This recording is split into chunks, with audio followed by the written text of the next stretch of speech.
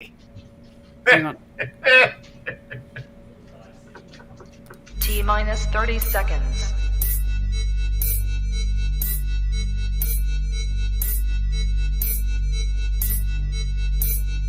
T-minus 20 seconds.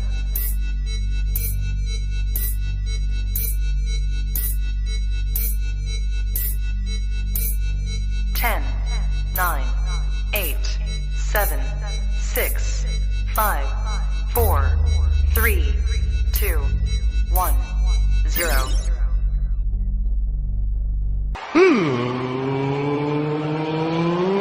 Let's get ready to suck it!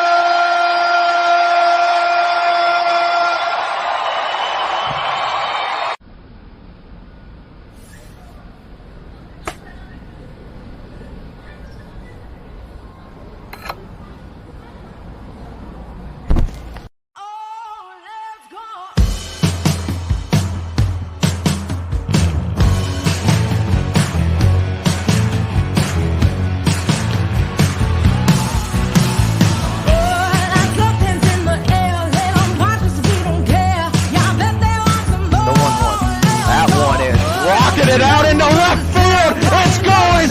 It's going. It is gone.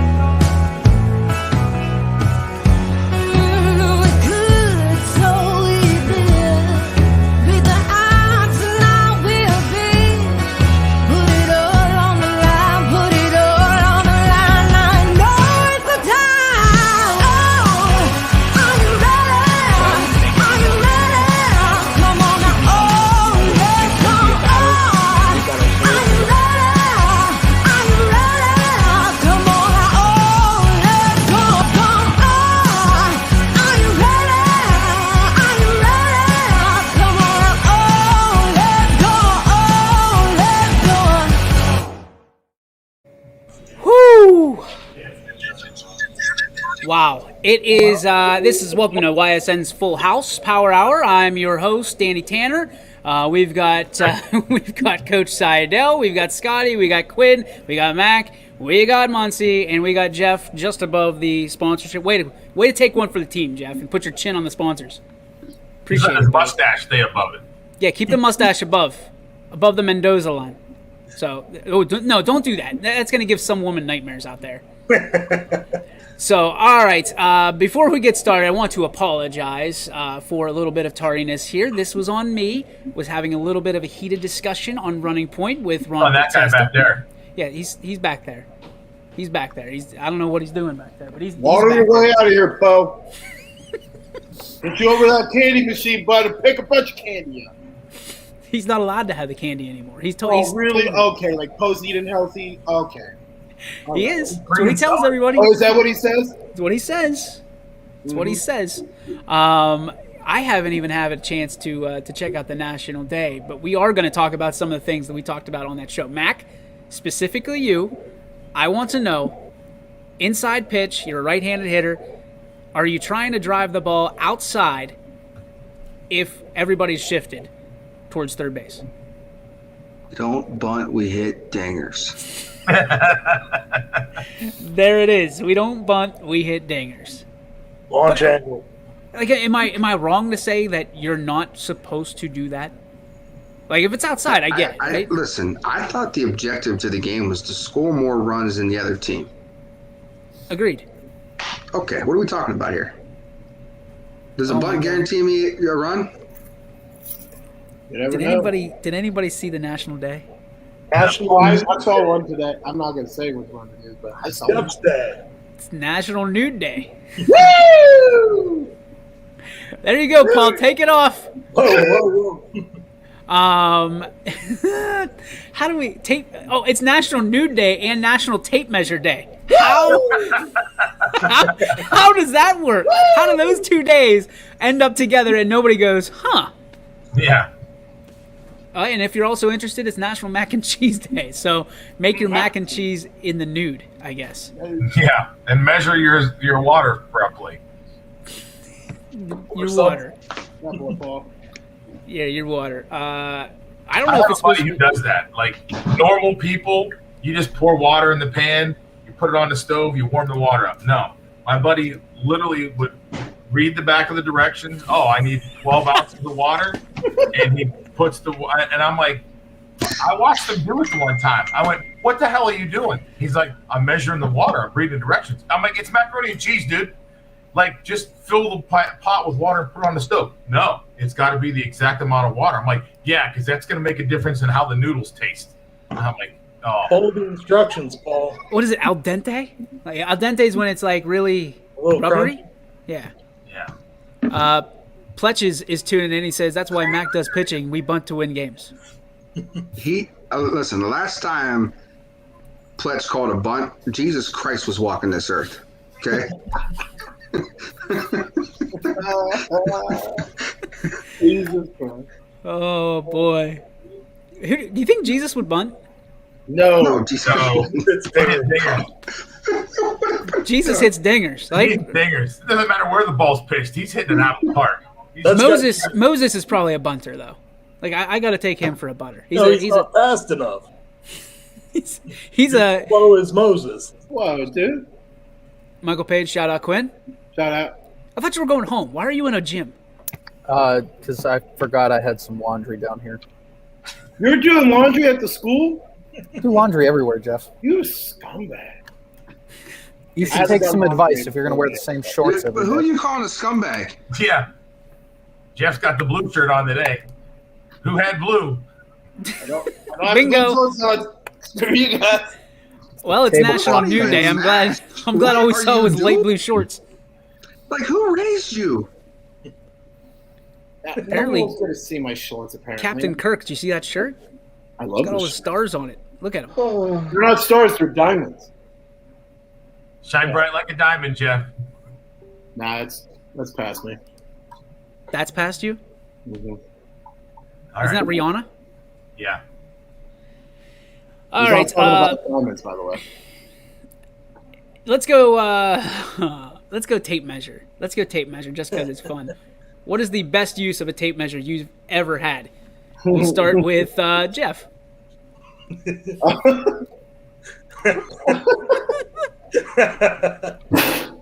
What's wrong with me? Okay. Right.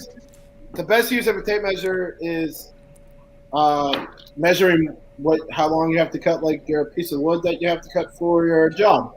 There's a classic saying: "Measure once." You know cut that twice. you know that commercial that like breaks out the I forget Hold on, hold the on, brand. really, Where it goes, Bill, hold what he on. really heard was It's not measure once, cut twice. It's Here we go. measure twice, He cut said once. that. I was waiting for somebody else to catch that. Measure once, cut twice. No, Jeff. It's measure It's twice. measure twice, cut once.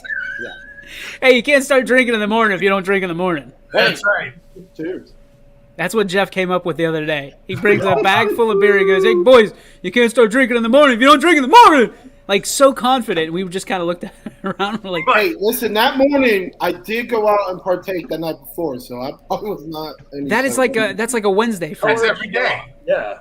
That is not every day. I did not drink. I did have a beer yesterday. See? I It cracked was a Busch Light beer. Apple. Listen, I cracked a Busch beer Light so Apple. Jeff didn't feel like he was drinking alone and a full blown alcoholic. Jeff doesn't drink it alone because he always looks in the mirror. I never drinking one.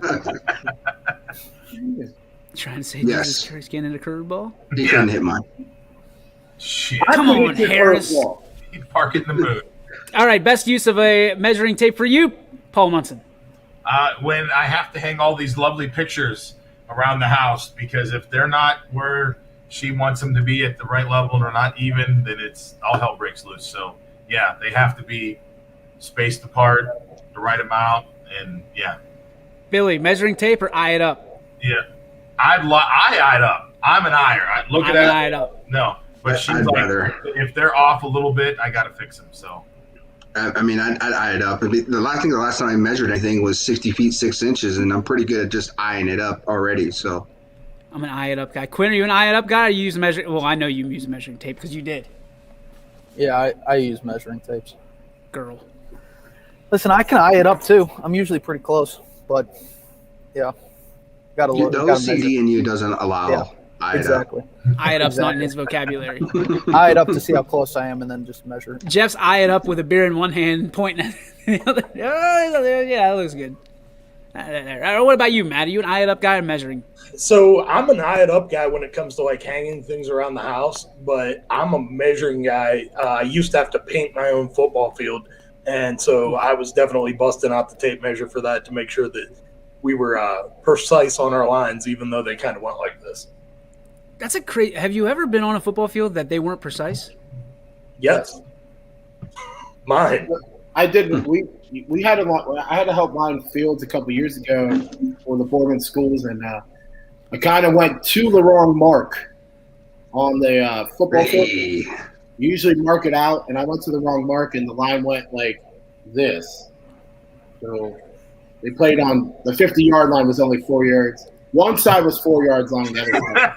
you went from the 15 to the 14, and that was a straight It was line. bad. I never forget doing it, and I walked up to like the press box to set it all up, and I noticed it, and I didn't tell anybody. Boardman played that game that way. Gosh, Scotty, are you an eye it up guy or you like to have things measured out? I guess I'm more of an eye it up guy. Anything like when it comes to measurements and doing little things with the hands, because my fine motor skills leave a lot to be desired. I really need assistance with that stuff. My dad did recently measure me my chair, see how tall I was, because I was getting fitted for a tux for a wedding. But that's about, like, I really don't, if I have to do stuff like that, I always grab somebody because I can't do it on my own. So. Do you have any good stories I about got a guy too. Go ahead. I got a guy too that measures, does all things for me too. Right, Quinn? That's like Quinn, right? Oh, there he goes.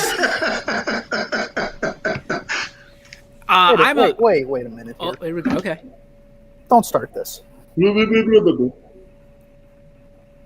He's lucky talking trash. I don't have any controls anymore. I got logged down. I'm He's very talking irritated trash. by that. Captain Fine. His Insane. mustache, I'm sure, smells like it too. So Oh, What? You saying this smells? It's a must trash.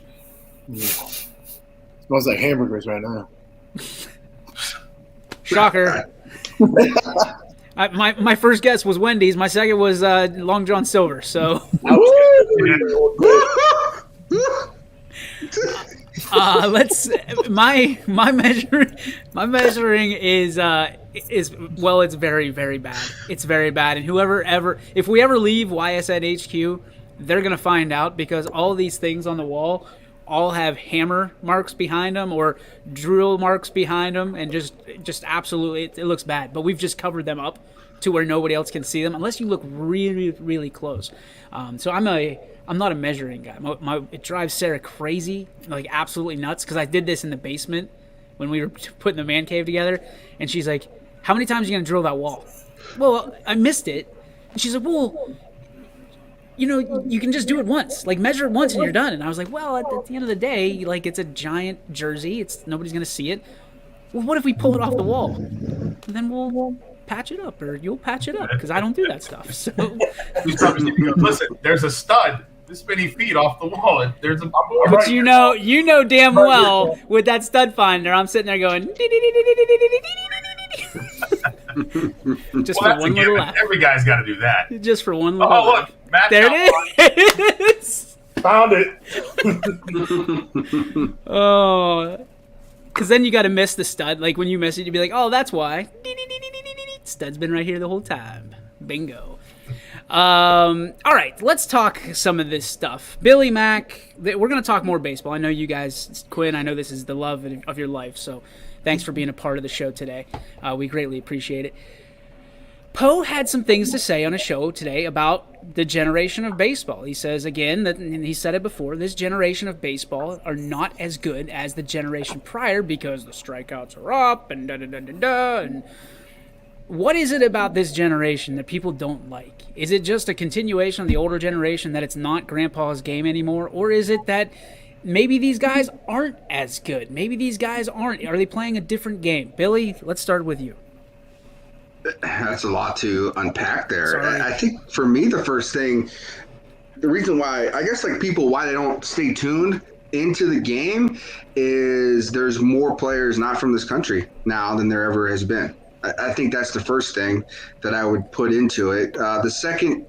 The second thing I would put into it is it's the dog days of summer. People are outside. They're not sitting inside in the fall or in the winter watching basketball or watching football. Those are things you do inside, and you can't really go outside. So, like in the summertime, people want to go out on the boat. They want to go out and do things. They want to take their family places. They go on vacation. Baseball is a long summer. It's a long season already. Those things play factors into it. The idea that this generation isn't better, let me tell you something. I'll take this generation over anybody. They're better athletes today than they've ever been in the history of the game. They're way more just godly on the mound. I mean, how many pitchers threw 99 or above in 1960s or the 70s or the 80s? I'll wait. Go ahead and name them, Poe. What'd you say? Nobody? Okay. So, back in the day when Babe Ruth was throwing 82 miles an hour and hitting off of guys that were throwing 65, that was probably pretty good back in that day. But now guys are pitching, 95, 103 miles an hour, and you're projected to hit that. And guys are bigger, stronger, faster now. I think the game's fine. Leave it alone. I didn't really watch the tail end. I got like a minute and a half of your conversation earlier with bunts and how that was just ridiculous. It was just ridiculous. I mean, every scenario is different. You got to understand there's guys and incentives and contracts. If I'm getting paid to hit nukes and I got bonuses to hit nukes, guess what I'm going to do? I'm going to hit nukes. If that's what I'm paid to do, that's what I'm going to do. And the objective is to score runs. Who cares? A strikeout is considered an out. Okay. Yes, there is things that are productive outs, and we talk about them at the youth level all the time. But at the end of the day, if I'm paid to get an out, who cares if I'm not paid to get an out? Who the hell cares if it's a strikeout or if it's a fly out to left field? And here was his argument, and let's talk about this. And I hate to not have him here, but you saw him. He goes to the candy bowl and then he's gone. Oh, he's a healthy eater now. Don't say that. The biggest thing was that he said that people don't know how to bunt, and everybody goes in and bunts their first two pitches, when they're in the cage. And I tried to explain that's not necessarily to see how well you bunt. It's to get contact on the ball for two pitches. Like, no hitting coach is sitting there saying, "Did you see our four-hitter today? He's bunting the ball extremely well."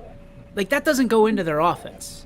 Bunting doesn't work. It works less than a ground ball out. And you'd rather see a ground ball out in that scenario than a bunt, because at least with a ground ball with coming off the bat at 109, you think that it's got a chance of getting through. A bunt, it's never going to get past somebody.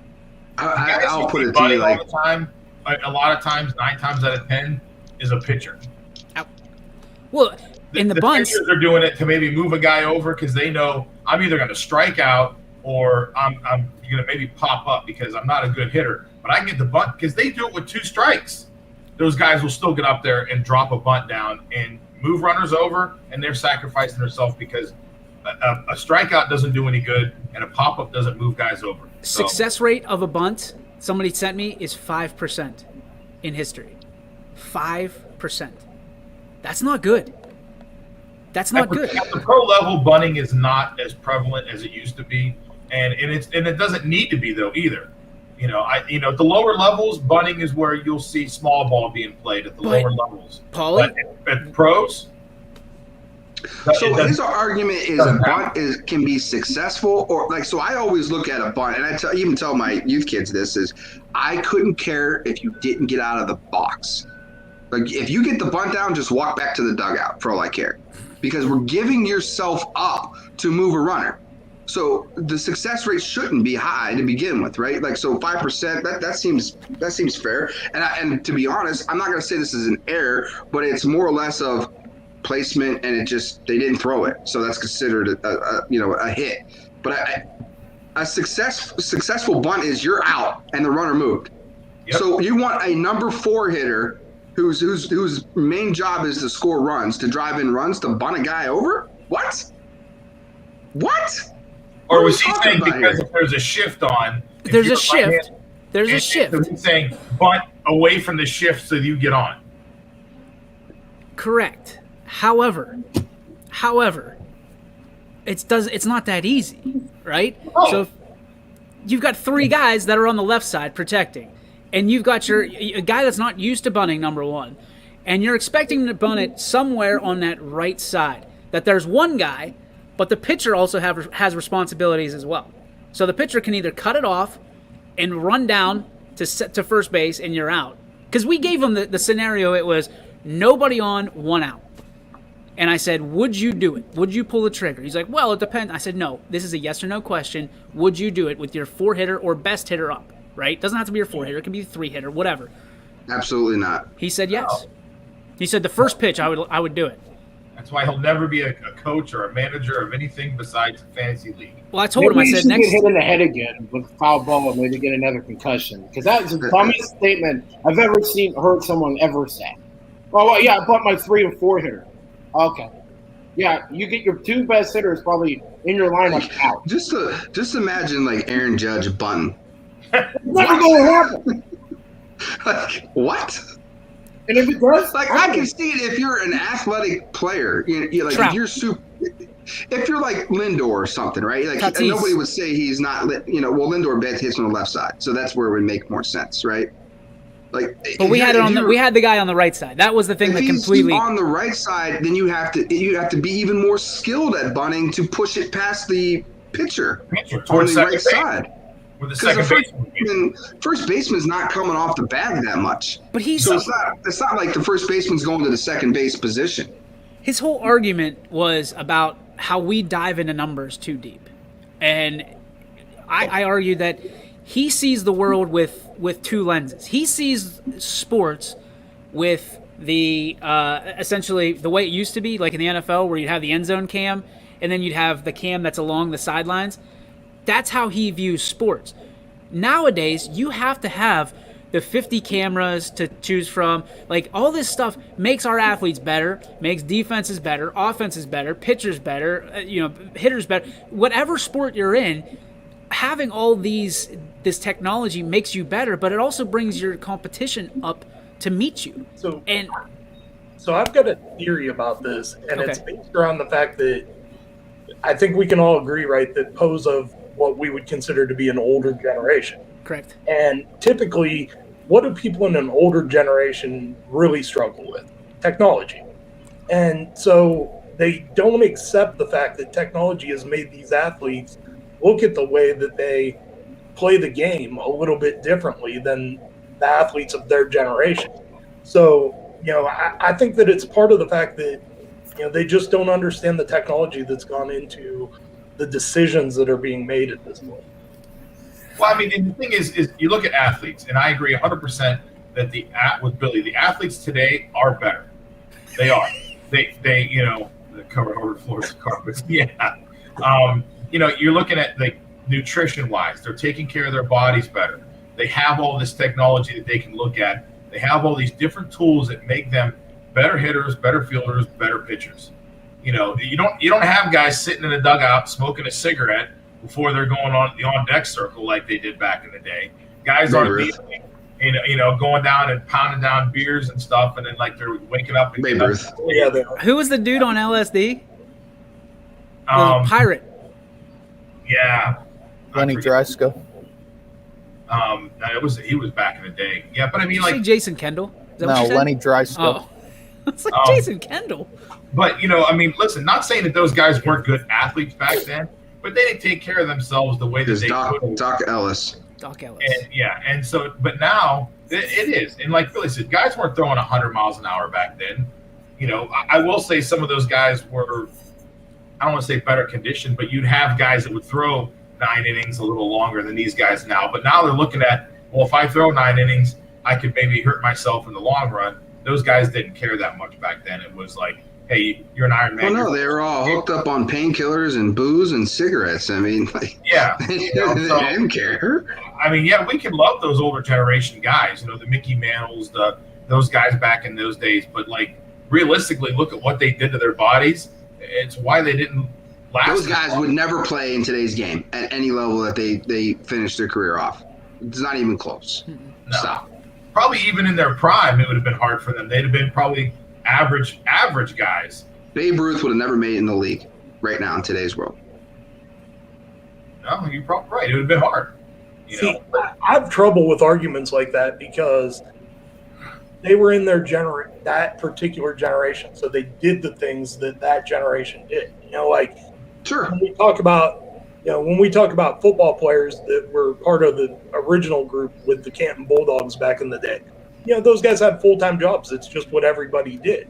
So Yeah. it's really hard to make those comparisons. But I agree with you guys. I mean, it's a completely different game than it was then. I think that a lot of it comes down to, because like and Mac, I don't disagree with you, but I think there is some, I guess, logic in saying that, listen, if Babe Ruth grew up in this day and age, wouldn't he just be Shohei Ohtani? Like somebody like that. So, I mean, that's our, it all comes down to the Back to the Future thing, right? I'm just taking him as he is out of shape. He never worked at it. But then you've got Vlad Guerrero. Like, he's not exactly going to win any 100-meter dashes. He's very The similar. Mueller boys, Cecil and his son. I mean, they were big guys. Yeah, there's been and that was the knock on baseball. Like, I don't know about you guys, and I was never the most the most athletic when it comes to looks, but people kept telling me in high school, well, you have to be in shape for football, or you have to be in shape for this and this and this in cross country. Baseball, you can just show up. And I'm sitting there thinking, you guys have no clue. Yeah, you can have a couple extra hot dogs, for baseball if but it's like you're still running a ridiculous amount of speed, hopefully 90 feet at a time, and the goal is to make it all the way around the bases, right? Look at Tony Saragusa. You tell me Tony Saragusa was the epitome of health? It's a different kind of shape, right? Come on. For every sport, it's a different kind of in shape. Exactly. Nothing against linemen. I was a lineman in high school football, but offensive, defensive linemen aren't the most in shape guys. They're strong guys, but they're, most of those guys don't have six packs and all ripped up. Your running backs and wide receivers and quarterbacks might. In baseball, okay, your middle infielders are probably your best shaped guys along with your outfielders. But I mean, you might have a corner guy or maybe a catcher who might not be there, but that's changing too. I mean, you don't have to be 6'2" to be a catcher anymore. You can be a guy who's a little shorter and be athletic. That's right, I mean, baby. that was the knock forever. If you're not over 6 foot tall, you're not going to make it to the next level of catcher. Okay, I never understood that, though. I will never understand that catcher stance, because like, you want your catcher to be a little bit smaller, because the longer it takes for them to get out of the crouch, the longer the runner has to go from first to second or second to third. I never understood that.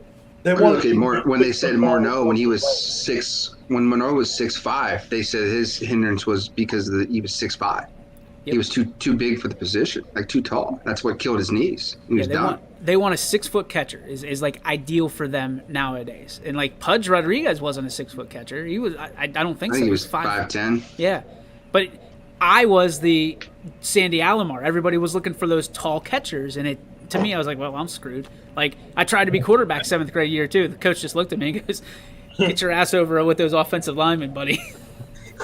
Got to be able to see over the line. Yep, that's true. That's what he said to me, and I was like, wait a minute, I have a I didn't know distinct you advantage. had big linemen over there at East Palestine. What's that? I didn't know you guys had big linemen over there at East Palestine. They did when we were in school. We did. Jason Who Kendall. knew? Here it comes. Jason Kendall wasn't in the 6 foot range. I didn't know. I could never tell. With the slender guys, you never can tell if they're tall or not. You just Well, you and just that's can't. the thing too about like seeing these guys on TV. It's really hard to judge. You know, I think of the professional athletes that I've met in my life, and it's like, holy cow, that guy's. When I met Kevin Love, I was like, that dude's a lot skinnier than I thought he was.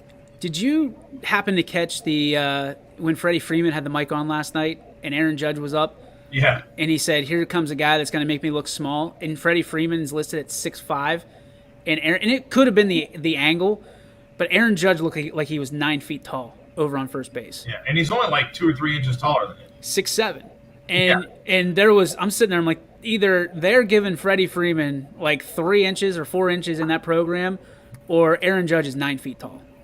Yeah, Because But I think it might be his body build. Like Aaron Judge is built like up. Like he's got long arms, long legs. And his That's middle what HGH will do for you. He's Right, built Jeff? like the trunk of a tree. Jeff, are you awake? Yeah, Jeffrey! I'm awake. Oh, let's go. I'm awake. I'm awake. I just love how Billy just assumes that the whole Yankee lineup's like on HGH. Or I mean, traditionally, like if you go back sorry in that time he's and look at 6'7", the guys who 267 pounds. broke rules, He hasn't broke a rule. He's been that big his whole career, Billy. Spanky LaValliere. That's a name I haven't heard forever. Wow. Wasn't his first name Randy? Randy LaValliere? I don't know.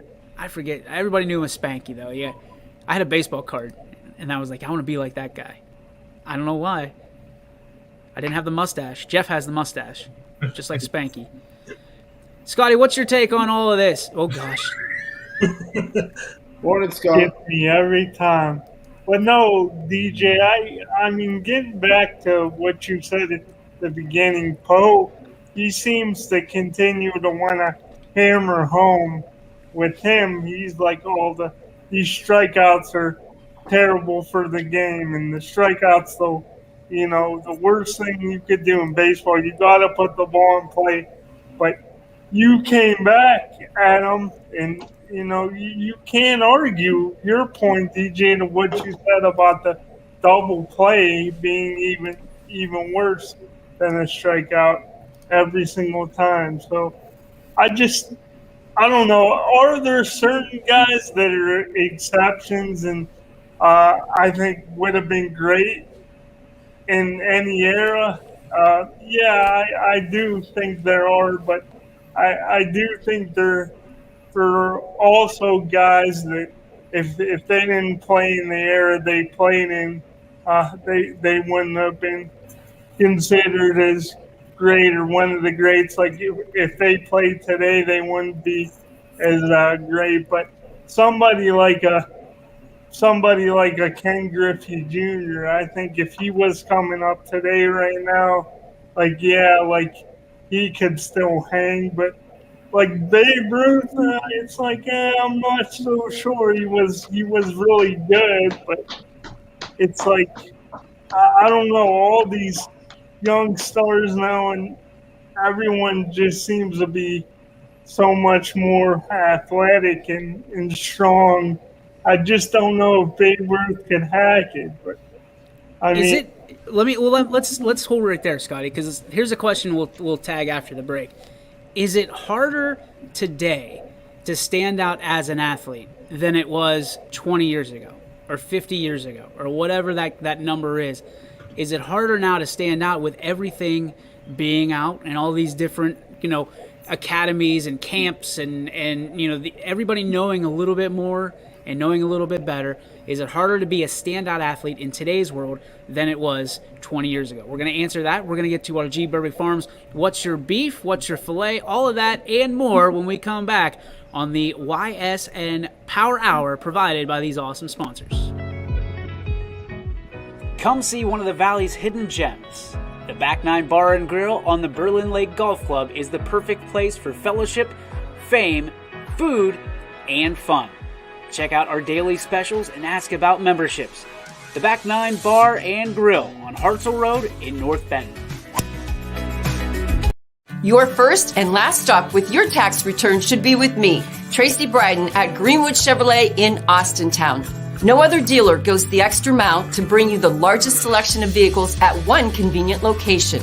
With guaranteed credit approval, I will find you the right vehicle and the right financing options for you. I am ready to go the extra mile to show you why no other dealer sells more cars, finances more, and gets you more for your refund than Greenwood Chevrolet in Austintown. Quality, customer service, and integrity. Those are the 4 words that have driven our success since 1957 at Joe Dickey Electric. Joe Dickey Electric is one Mahoning Valley landmark business that stays current with the requirements of our customers. Family owned and managed, we are an electrical contractor and energy solutions provider. Every member of our team adds to his or her skill set through ongoing training. Residential, commercial, industrial, automotive, and more.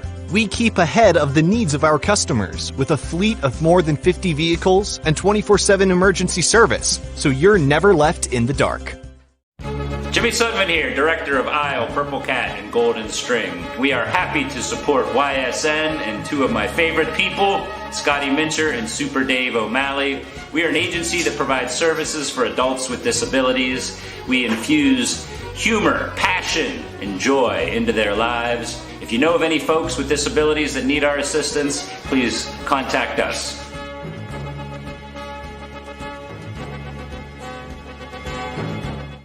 Your teams work hard and give it all they've got. Well, so does ours, because 21 Sports and YSN give you extra effort when covering local sports. 21 Sports and YSN, winning coverage of our Valley's teams. And welcome back to the YSN Power Hour. DJ Yoakley with you. Who's got the stuff on? Come on, Jeff. Not me. I think I know where it's coming from. Check. What? Nope, it's not Paul. Oh, Quinn? Who is it? That ain't me. It went away. No idea. It went away. Oh wait. All right. When we go All right. before we went to break, we wanted to talk about: is it much harder to be a standout athlete in this generation than it was 20 years ago? So the landmines are down, boys. Let's talk about it. Paul, you had an interesting. Well, you shook your head before break. So why don't you open it up and we can go around you? Well, I mean, the more I thought about it, I mean, yeah, I think it's easier to be a standout. I think you're able to get yourself out there a lot more. I was thinking of the aspect of, where the stars, was there bigger stars, back then, like, those guys were it. Like there was only a handful of them, and that was it. You could see the other people because they weren't as accessible and they just didn't have an opportunity. The opportunity's there for everybody now. I mean, you can be on StreamYard, you can go YouTube yourself, you can do all these different things and get yourself out there so that anybody can be out there. Yeah, Max Academy, go to Max Academy, go, any of these different places anybody can go to. You want to pay to go there, you can go there and you're a part of it and you go. Thanks, I literally Mac. said YSN. I know it. I know what you said. Paul threw the plug in for you, and you threw the plug in for the team. Hey. Don't get on the hat. All right, B-Mac, let's see if we can get through this novel. You can look at it 2 ways. The athletes now are more prepared with everything available, but the athletes now have to go, now have more people to go against that so that can hurt them for getting noticed. Where back in the day, if you were to look at our area, small high schools back in the 50s, 60s, 70s, you had more kids go D1. I disagree wholeheartedly with that. Yeah, I don't know about that either. Take it away, Mac. I just don't. I don't believe that. I think there's more colleges out there today than there has ever been before. Back in the 60s and 70s, how many D2 schools were out there? How many D3 or NAIA or JUCOs are out there? I think the opportunity for college is endless.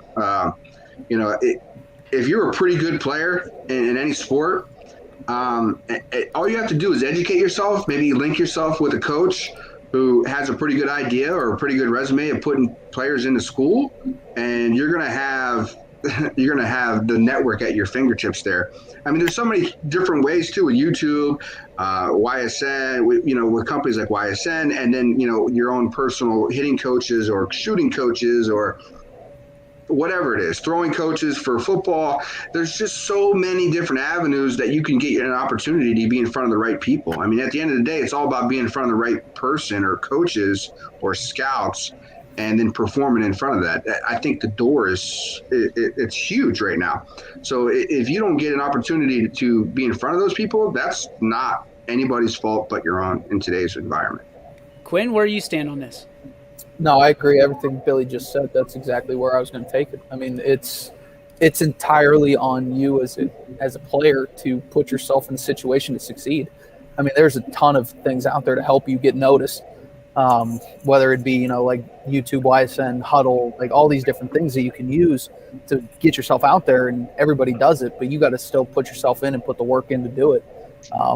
Just, sitting there, if me and Billy are, say we're playing basketball, and I go to an exposure event and Billy doesn't, I mean, I put my work in by going to one of those events, whereas Billy sat on the couch, So, I mean, it's twofold.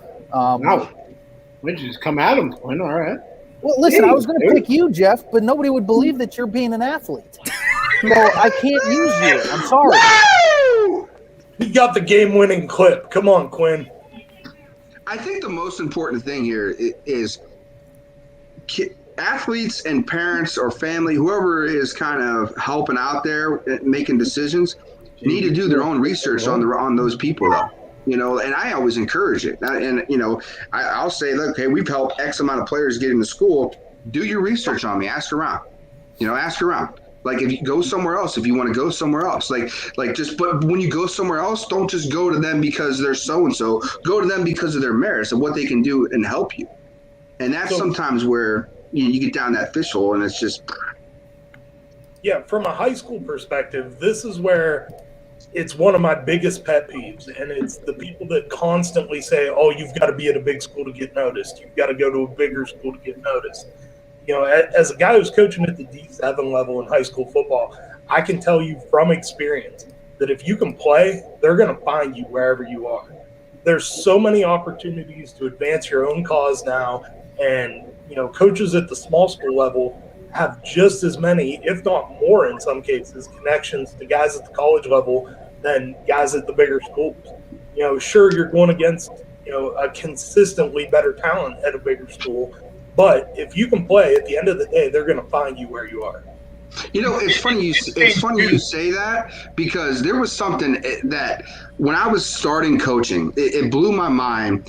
And I'm going to use one of our schools, and it's my rival, so to speak, is Cardinal Mooney. One year they were on a championship run. It was early 2000s, and I was so impressed with the fact that the big name guys, they went to Oklahoma, they went here, they went big time schools, but it was the kids underneath that went to Walsh, that went to Notre Dame College, that went to University of D2.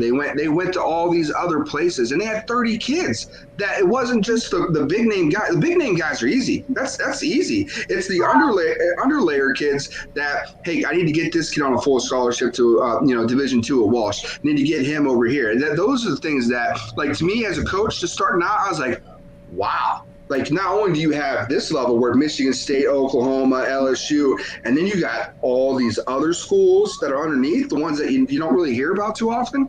To me, that was the most impressive thing I've ever seen on the outside, when I started becoming a coach. And I was like, I need to be like that going forward. It's not so much the big name guys, it's the guys underneath that follow. Jeffrey, from your standpoint, are the athletes better, or do they have to be better, or is it harder to be better and stand out than in the last 20 years or so, or 20 years ago? No, I think it's a lot easier now because of social media and everything like you guys talked about with us. Going broadcasting like football, baseball, basketball, every sport that you can think of with broadcast, and the exposure rate is so much better. You got a good kid that makes like a really good Instagram account that posts his highlights about him on football, and then a couple people tag a couple colleges in it. Now that social media team sees it and the coach sees it, and Billy's right too. You get to go to somebody that knows people that you can talk to. Like, hey, who do you know? Like, who can I reach out to? Who can I help me get better? And you can ask people around you that have that. So that's the best way now. Like 20 years ago, you didn't have this. You didn't have you. I doubt you even had Facebook, or you had MySpace, and you had Huddle, or you had a Scout in Ohio account. That was it. So you had make your own tapes and send them out yourself. Scotty, what are your thoughts? This just makes me think of back when I was a real little kid, and before all these networks started broadcasting games, like people would talk about Notre Dame, how they were just like it was like they were the cream of the crop, or always in the conversation to win national titles and just like a power. But now you look at college football, and I know you have to be really smart to get into a place like Notre Dame, but now, I mean, before Dabo Sweeney got there, Clemson wasn't seen as they were pretty much a doormat a lot of years, and were easily beaten a lot of those years before somebody like Dabo Sweeney got there. So I do think it is easier. I mean, you see more guys come out of nowhere now. I mean, it wasn't even that long ago. And as far as baseball goes, guys that Dustin Pedroia, it didn't last because he's been hurt. He had some injuries and things like that, but he won an American League MVP award.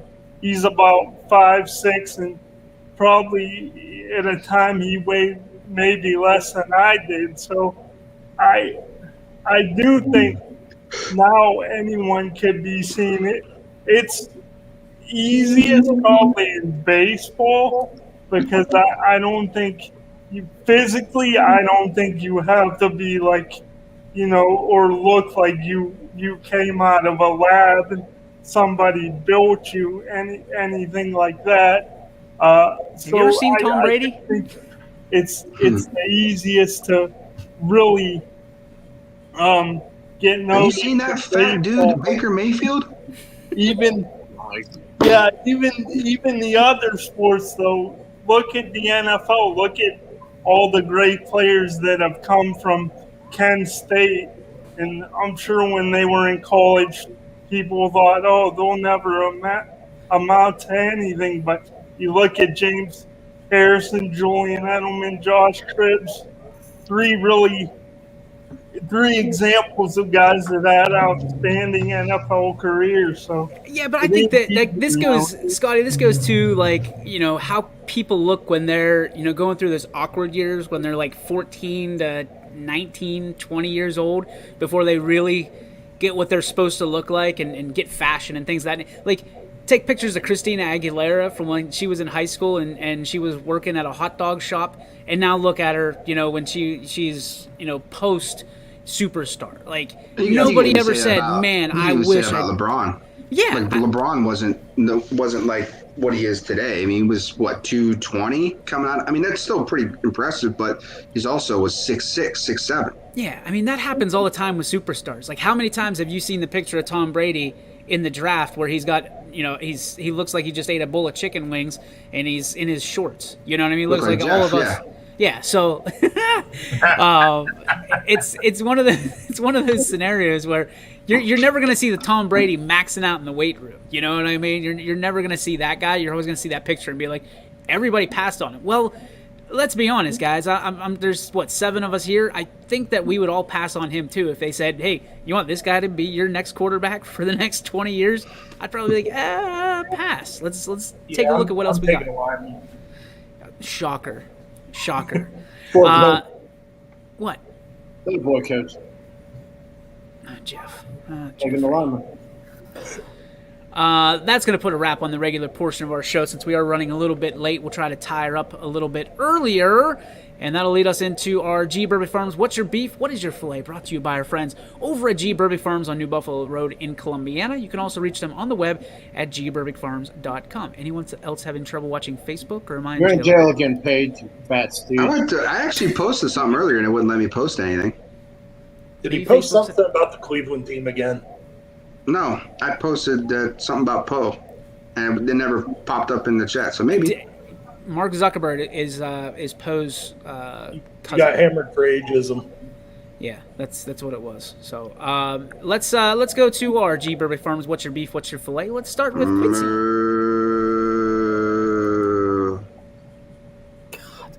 Your beard looks really You sound stupid, like Quinn. Testa. Jeff, I hate you still, but that's okay. I hate you too, fat I Steve. got a beef and a filet today. My filet is Mr. Sifty, the superintendent of Lisbon, finally gave me a key card to get into the school, so I'm very happy about that. I appreciate that. Thanks, Mr. And Sifty. yeah, thanks. And my beef is with the fine folks at Circle K in Lisbon. They gave me no syrup in my Mountain Dew, and I didn't realize it until I started drinking it after I left. Good job, Crystal K. Good job. All right. Hey, the fat doppelganger of Pat McAfee. Relax down there. Yeah, let's go, Mr. Belvedere. What do you got? Mine's a beef. Put your head in the camera. It's too big. It won't fit. Doesn't fit. I don't want to look at that damn mustache. I do have to go back. No, mine's a filet. It's just not going to rain today, so I get to go hit golf balls after we're done. That was stupid. 3 days in a row, you're gonna come up with like weather, like dude, Yeah. like It's gonna rain today, so I hate the weather. It's not gonna rain today, so I love the weather. That's one filet. That's one filet or one beef. You can't use it every day. Yeah, I just did. There he goes. Mac, let's go with you. I have a filet and a beef. Today is my father's birthday, so he drove in from Indiana. I'm going to go see him in a little bit. So happy birthday, Papa Smurf. And my beef is with Quinn because it's been like 2 weeks we haven't played golf. What's the deal? Some of us are busy. Okay. Why don't you go play with Jeffrey? Jeffrey wants to go hit golf balls. That's been his beef and filet for the past week. I don't like Jeff. Neither do I, so it's okay. I'd like to propose that we, from now on, refer to Billy Mac's dad as Daddy Mac. Mac It's Daddy? Papa Smurf. My father's name is Papa Smurf. I like Mac Daddy. Paul, what do you have? Mac Daddy. I have one of each. I'll start off with the beef. The beef is just commitments. You say you're going to do something, do it. Don't come up with excuses. So, bunch of shit. Jeff. Yeah. Whoa! Son of a bitch. My filet though is something we dealt with on last Friday, and it's been going on for a while. And he's home. TJ Irons. TJ Irons is home, and he's back with his family right now and doing good. So his health is getting better, and his spirits are up. So he's glad to be back home. So that's a big filet. So Welcome home, Tej. Proud of you. We're all with you. Let's go to Coach. Yeah, I'm going to go with a filet today. And after searching until 10 p.m. last night at the high school for my football helmets, they were finally located this morning in a storage cupboard or closet that nobody knows why they were put there. So, crisis averted, the Sebring Trojans will be wearing helmets this year. There's a joke in there somewhere. Early July. Why do you need helmets in July? Listen, we're putting on, or I shouldn't say this, we are sizing shoulder pads today. Oh, Scotty, what do you got? I'm just gonna go. I gotta go with filet today, and it's pretty much just being able to be here at YSN in the studios. It's like that ray of sunshine when you first go out on a sunny day. It's like the 2 scoops of raisins in raisin bran.